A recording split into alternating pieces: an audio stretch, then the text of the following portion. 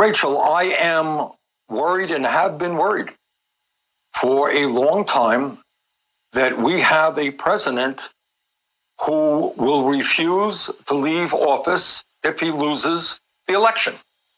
And what I believe we have got to do is listen carefully to what he says. I know there are people out there who say, oh, Trump's crazy. He says this, he says that. Don't take him seriously. Take him seriously. He says that he's not sure if he will leave the presidency if he loses the election. He says that the only way, Rachel, the only way that he can possibly lose is if the election is rigged. No other way. And if that is what he believes and he loses, that means the election is rigged and he is not going to leave office. And right now, as you know, he is mounting a massive assault on so-called voter fraud.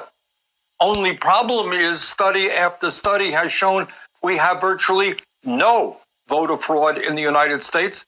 That's something that his Attorney General confirmed today. Benjamin Ginsburg, you may remember that name.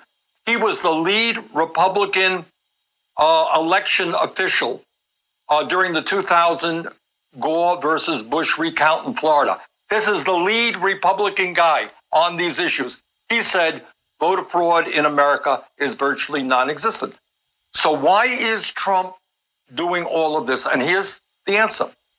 For whatever reason, and we don't have to discuss why, it turns out that Republicans are far more likely to walk into a polling booth and vote than Democrats. Democrats are far more likely to use mail-in ballots.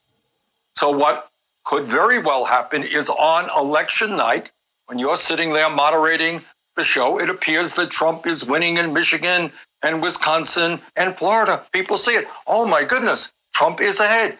And then at 10 o'clock in the night, Trump announces, I won the election.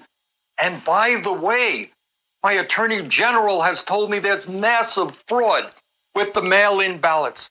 And we've got to stop counting those ballots. Thank you, America. I won. Have a good night. And then the mail-in ballots keep coming in and Trump's lead disappears and Biden becomes the leader. And then you have massive chaos and conspiracy theories. And that is the nightmare that I worry about.